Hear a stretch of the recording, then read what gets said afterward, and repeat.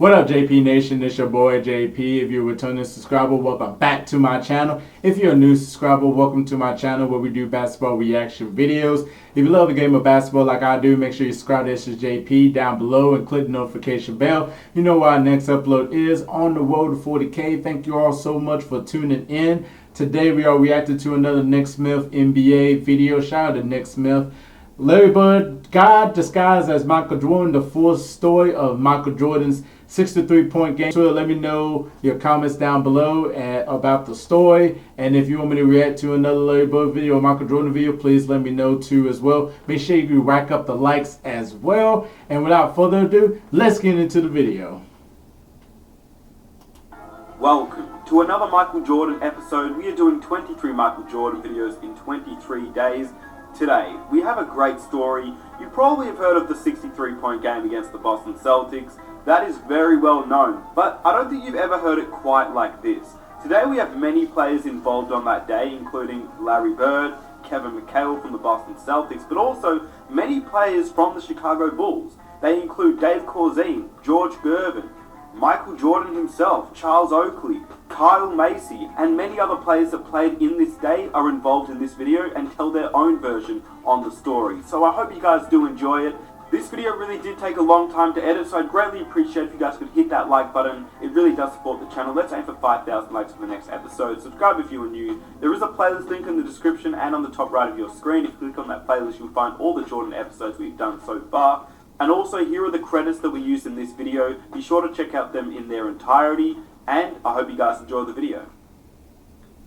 How do you describe, Danny, what it was like, you know, the guy that comes into the Garden and did what he did, the 63-point game, just you guys threw everybody at him.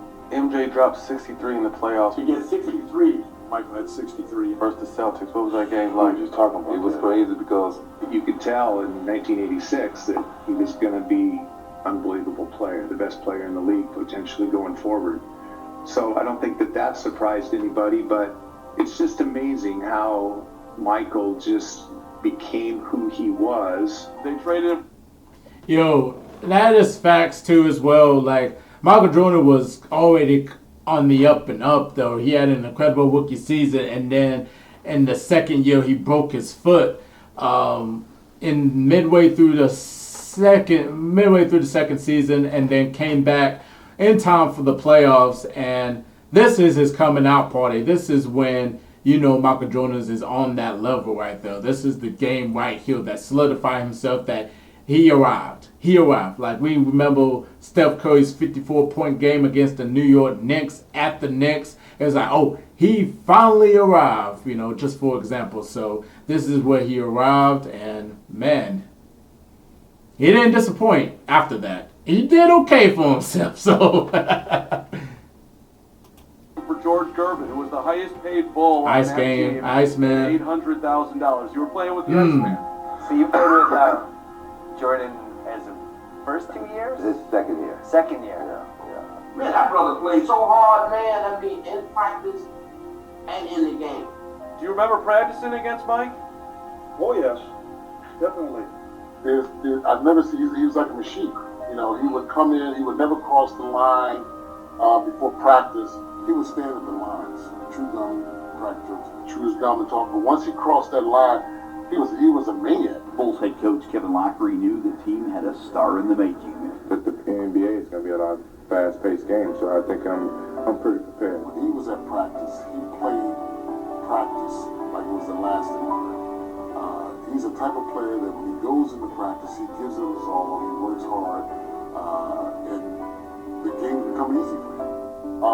He is the type of guy that's very, very competitive. He doesn't like to lose at anything. He was just a rookie coming in ready to learn and earn his position in the league. He didn't come in with an attitude or feel that he was better than anybody else.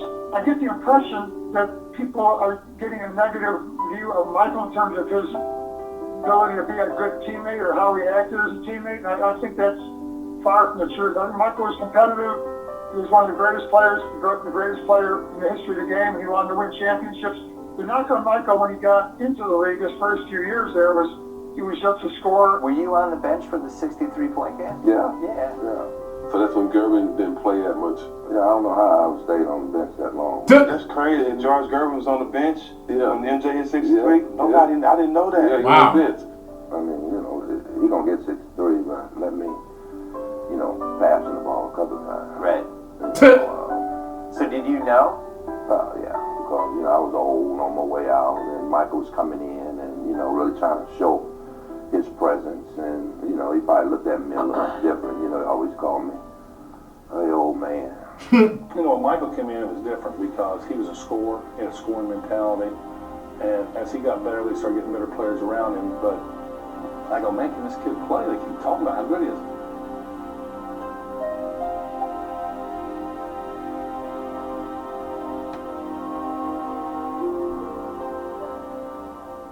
It was 1986. This was the year that Jordan had broken his foot, missed 64 games. That was his second year in the league. Highlighting NBA news, the Chicago Bulls in an unfamiliar spot. Their star Michael Jordan was injured early in the game.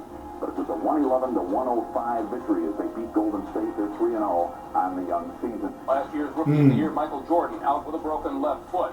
And only played 15 games. And here you were on a Bulls team, and you were a rookie. Do you remember the night that Jordan broke his foot in against the Warriors? Does that ring a bell?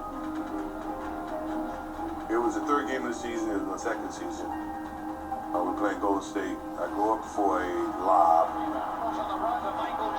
and where I landed flat-footed. I can remember him breaking it. In fact, I think myself and Charles Oakley carried him off the court. Couldn't walk, so you were carrying his legs. Wow, I gotta go look at the picture. That's one thing I missed in the research here, that you and Oak carried him up. When they did the CAT scan, it was a clear break, and I was done. I was devastated because I never got hurt. I'm in the cast. I couldn't do anything.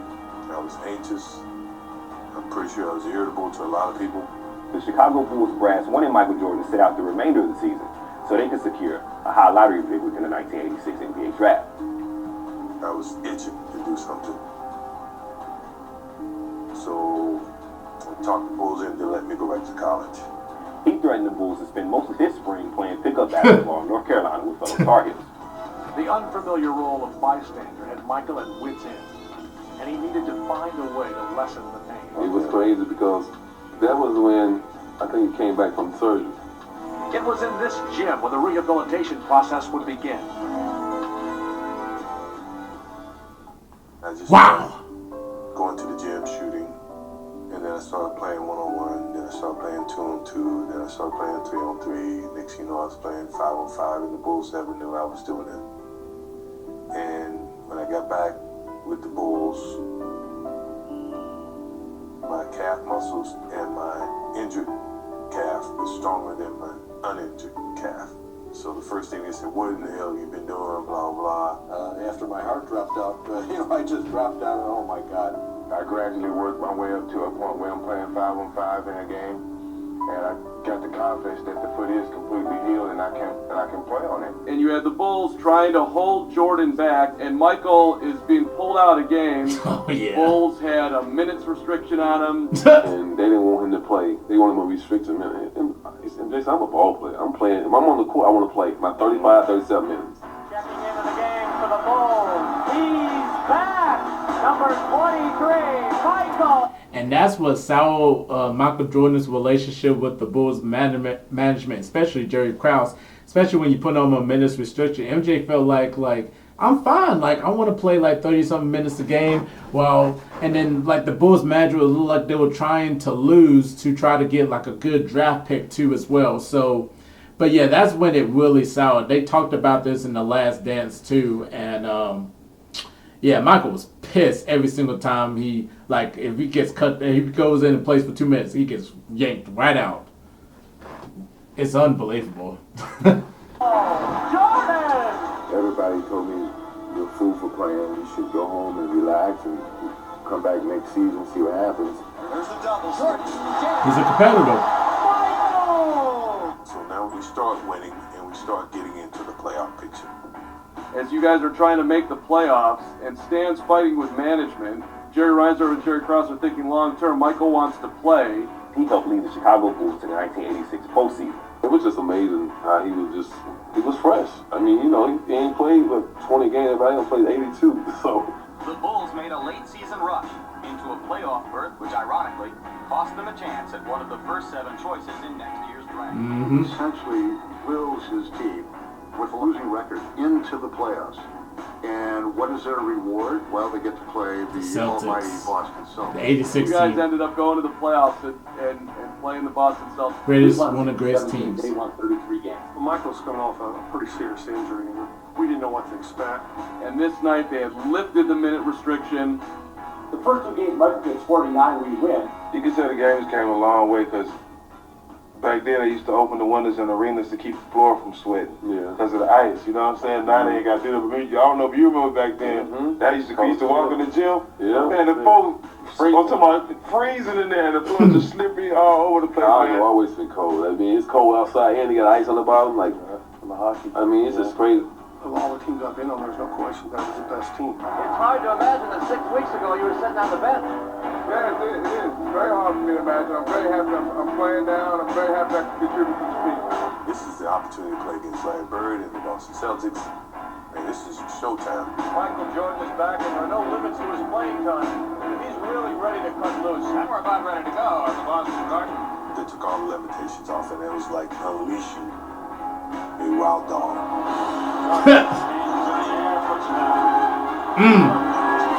And it begins.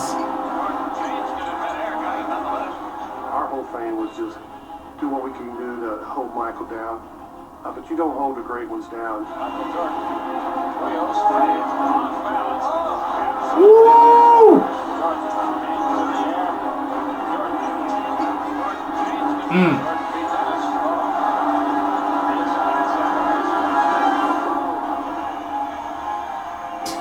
Damn. Pretty hard to ignore Michael Jordan tonight. We chose him as our player of the game. 49 points, 4 rebounds. A spectacular individual effort by this guy. I remember game 2. I played golf with Michael the day before. Danny Ainge said that between games 1 and 2, you guys played golf, and you warned him to tell Dennis Johnson to get ready for a beatdown the next game. Did that happen? I played with him and Kevin McHale. Was Michael, Danny, and Michael and Danny are giving it to each other back and forth. For game 2, played golf with Danny Ainge. And they were trash talkers. When I went to get with this hand, I just can't see. Oh, get out of here. You never dribble the ball. Dude, I cannot hit today. So, you know, when we get on the golf course, they talk a lot of trash. And, you know, obviously DJ was an all-star. He was known for his defense, which for me, that was a great challenge. Right. So, as they were joking about sweeping us and kicking our butts and blah, blah, blah. That was always a blast because, you know, it's always fun playing golf with rich guys who think they're unbeatable. I took a few bucks off Michael that day, and we're talking trash to each other. That might have been a mistake. Pissing me off, man. We get done, we get in the car. We drop Danny off first. And Michael says, hey, tell your boy DJ I got something for him tomorrow. You know, Callie say, hey, you better tell the DJ that, you know, it's going to be a hard day for him the next day. You were there for one of the most iconic games in the history of the NBA playoffs. I mean, still the leading scorer in playoff history. Jordan was 63 in the Garden. And I jokingly tell everybody, yeah, we combined for 70 points. So, yeah, Michael had 63 and had 7. The first game, we guys scored 49. But I don't think anyone expected going into the next game what was going to happen. We're underway here. The Celtics in white, the Bulls in red, and Boston control. I wake up to a little bit of drool. I'm gonna feel like it's gonna be a bad day. Yeah, I'm tired of shit, and the coffee ain't hit yet. Damn, ain't that great. I don't wanna go to work, so I'm just a jerk, and I'm not even that bad. I need a change in my life. Bo's a good defender. Not.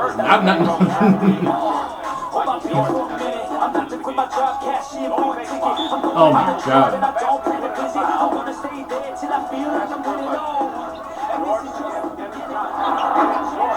He scored at will. Dunks, bankers, he'd get in the middle and shoot over guys. We got double team this dude. Man, I'm telling you right now, this dude is unreal. We double teamed him every time he touched it. You had to, like, we distorted our whole defense to get the ball out of his hands. I played practically every minute in the second game. I just never stopped. But he was in another world, you know. We lost, but he put a show on. It was a joy playing against him, and even back then, it was something you really wanted to look forward to because you knew you were getting the best every night. Damn. We all took our cracks at him that day. It wasn't one guy. DJ was our best defensive player, and he picked up 4 fouls early in the third quarter. I was on him for a while. Danny was on him. DJ was on him a lot. I remember laughing in the middle of the game because Walton was cursing me out. He had to guard Jordan on a few occasions. Walton with 5. Next foul and he's gone. Jordan isolated one-on-one. Walton fouled out.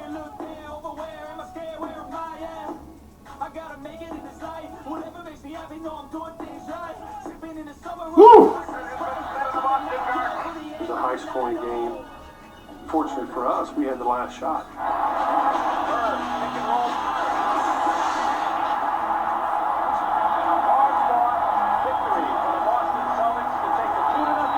We were fortunate to win that game, but Michael put on a show. Our Miller Lite most valuable player of the game is Michael Jordan with an all-time record 63 points in a single playoff game. A new NBA record has been set in the Boston Garden. When I'm on my game, when I'm really on like I was in Boston, I don't think there's too many people that can stop me. I don't think there's anybody that can stop me.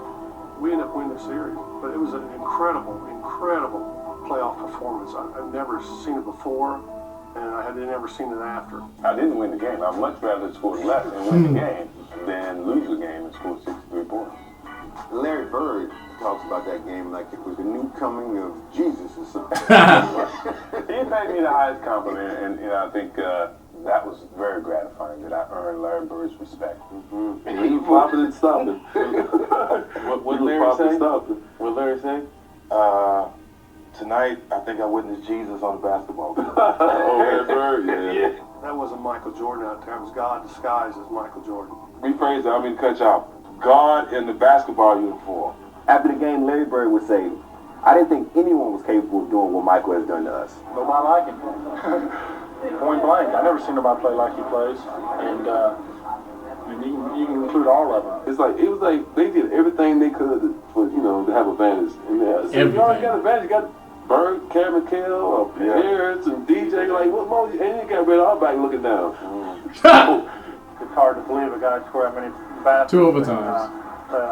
And they lose, but I know we started Dennis Johnson out on him, and then we went with Danny Ainge, myself, which it was really easy then when I started guarding him. Then Bill Walton, and we was trying to run him to help all the time, but he had his outside shot going so well that he really didn't need to penetrate that much. Got it! 63 for Jordan! It was crazy, but it was, the fans back then, like, they not, they was like, they saw good basketball. The teams that you don't see that consistency in what they do on a night, but one night they lose by 30, win by 20. No consistency. It's crazy. Playing against Michael was also a dream come true. He was the greatest player of all time, in my opinion. And But I'll tell you what, after that, I went like, boy, this guy is going to be something else. And of course, I'm with you. He's probably the best player that I've competed against and watched play. And a lot of it was just that dude had a tenacity about him. He had no quitting him. That's one thing about you. I never saw Michael Jordan quit in any game. After that game, Michael Jordan was transcended into being arguably the greatest player to ever hit the NBA. And if you do... Wow! I'm glad I get the full story of Michael Jordan's 63-point game. I mean, he was unbelievable. He was giving it to everybody. And he went against arguably a top 3 greatest team of all time in NBA history in the 86 Boston Celtics, who ended up winning the championship. DJ, Parrish, McHale, Larry Bird, Bill Walton. Larry Bird was winning his 3rd straight MVP. Bill Walton winning 6th Man of the Year. Danny Ainge wasn't no scrub either. They had a really great team. and Michael Jordan torched them for 63 points. Damn, the will, the intensity, the determination of Michael Jordan that day, just scoring the basketball, and backed up his trash talk too as well to Danny Ainge to tell DJ that it's going to be a long day for him. It was a long day for him, as DJ had like 4 fouls early. Bill Walton fouled out. But the Celtics still won, though, because they were a great team. But, man, what a performance, though. What a performance. And I'm glad they brought back the beginning of the story, talking about Michael Jordan only playing 15 games because he hurt his foot at the beginning of the season. My apologies, I thought it was midway, but it was the beginning of the season. And then get on the minutes restriction when he comes back, and then they went to the playoffs and got the final playoff spot. So, wow, great video by Nick Smith. If you have any other Nick Smith videos or any other Michael Jordan reaction videos you want me to react to, just go ahead and put it down in the comments below, and also let me know your thoughts on the 63-point game. Yes, Lebron said God disguises Michael Jordan, but man, he wasn't lying. He went out there and put on a show. Subscribe to ItzJustJP for more content. Click the notification bell. You know where our next upload is. I'm JP. Y'all have such a wonderful night. Peace.